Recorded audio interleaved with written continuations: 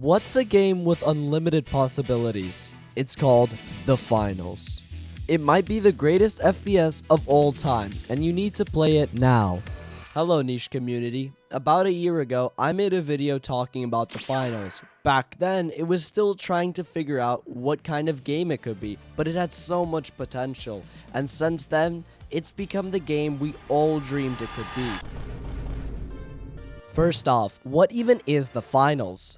The Finals, it's not your typical FPS. It's like a combination of the most positive aspects from Call of Duty, Battlefield, Overwatch, and Fortnite, with sliding, beautiful interactive movement, and clean gunfire, to the class dynamics and structure of Overwatch, and with a team engagement system that almost feels like a battle royale. It's really hard to categorize The Finals. You can build your own class unique to you, something which is hardly ever present nowadays. It's a competitive, team-based, destruction-heavy arena game that plays out like a combination of the best parts from every shooter. You and your teammates drop into massive arenas, fight other teams, and secure virtual money by stealing and depositing vaults called cashouts. What's so special then? The entire map is fully destructible. Walls, floors, ceilings, all of it can crumble and be destroyed. No two matches ever play out the same. You can drop a building on another team, blow open a shortcut, or create your own cover mid-fight. The game doesn't just reward aim, it rewards creativity and awareness. Each match becomes a playground. Lights, quick dash, and zip around on grappling hooks, hide in corners with their invisibility. Mediums lock down points, heal teammates, and control the chaos with their specializations. Heavies walk around like tanks through explosions, carrying heavier guns that can destroy and reshape the map.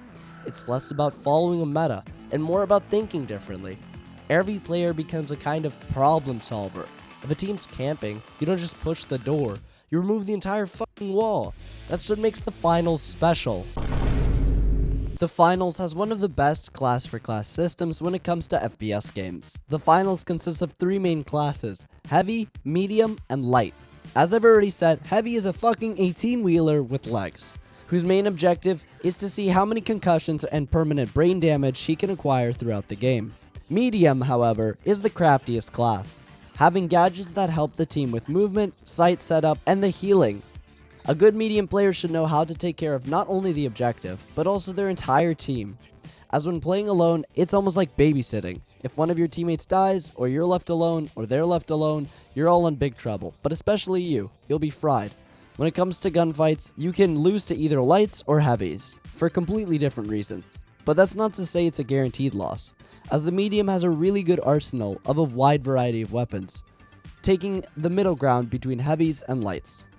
Speaking of lights, now we're talking about the small ones. Lights are a scout class, recon, assassin, really the glass cannon of the game. Being fast, dealing high DPS, but at the cost of having the same HP as a flying squirrel, there are two types of lights you can get when playing. One having a brain, and the other with a KD of 0.2, dying 10 seconds after each respawn to a shotgun in the face. Lights have convinced me that people love speed, and take that over safety. If you wanted to play a class that is the same as riding a roller coaster with no brakes and zero safety features, you can play the Light. There are so many games on the market right now that are just a copy of a copy of a copy. Like they grabbed last year's shooter, put a new menu on it, added 3 skins, and said it's fucking revolutionary. No, it's not. It's the exact same game. No risk, no new ideas, just changing to newer graphics. Without any changes or thinking, these brain-dead games really think that better graphics equals a better gameplay loop. Like, cool, I can see every individual hair on this guy's balls, but why am I playing the exact same objective I played in 2015? Why do people play the same game over and over, just rebranded? But the Finals said, forget realism, forget stupid graphics, let's cook.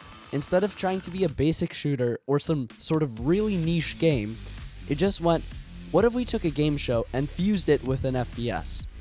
Gave everyone explosives and told them to break the map.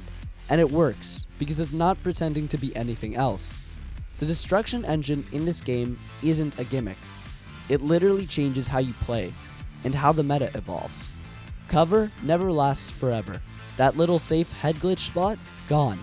That sniper tower, demolish. If someone's hiding, you can just erase their position off the map. It's like simulating drone strikes with a C4. You're not gonna think, can I wallbang this? You'll think, can I just delete the entire wall? Movement is on a whole other level. You can climb, grapple, jump pad, zipline, basically turn the entire map into your personal parkour gym. Every building is a route. Every window is an entry point. Every ledge is a play. Watching good players in the finals is like watching an action movie on 2x speed. People flying through buildings, bouncing off pads, mid-air nades, last-second cash grabs. It actually looks scripted, but it isn't. So what makes it stand out is the sandbox element. The game doesn't just give you guns, it gives you toys. You can combine gadgets, physics, and pure stupidity to win fights in ways the devs only loosely accounted for. Goo all over your vault to protect it, then ignite it with a flamethrower so anyone who pushes basically walks into hell. Trap enemies with a collapsing floor, send them falling 3 stories down, toss an exploding barrel with a C4 and launch it like an IED from heaven. That's the soul of the game. Every clip looks like it was planned, like a montage setup with 10 takes. But it's just physics, timing, and the chaos all combining at once. It feels different to watch. It feels different to play. And that's why the finals doesn't just blend in with the rest. It stands out every single match.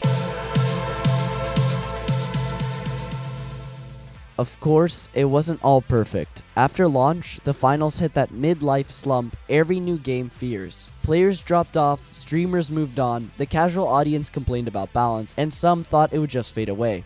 However, I won't fade away. And if you made it to this part of the video, please subscribe, like, and hit that bell. But continuing on, Embark stayed consistent. They fixed cheaters fast, they've improved servers. Well, at least in most, Recency have started to focus on fixing the game. Season 9, the next season, will bring plenty of fixes and changes to the game, almost like Operation Health back in the day in Siege. They added new maps, new gadgets, new cosmetics, and slowly, the finals is making its comeback. In the start of the year, we saw growth for the finals. 1 year after a game's launch, especially in the FPS game genre, a game's hype dies down. Enough for people to see a game's true player base. And we saw growth. Now obviously, some would say that the Steam charts currently show the opposite, but this is because Embark dropped another banger, that being Arc Raiders. Not only have concurrent players increased, but like I've said, the game has gotten better. The comeback wasn't just luck, it was effort.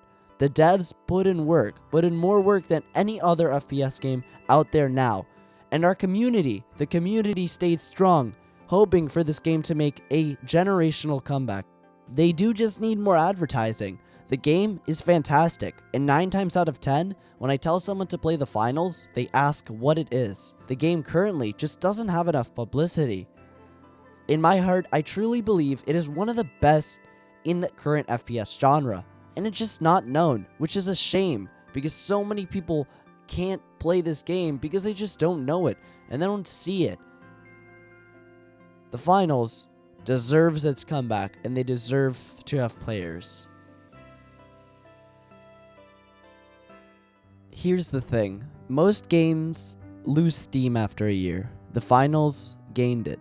It's more stable, more balanced, and more populated than ever.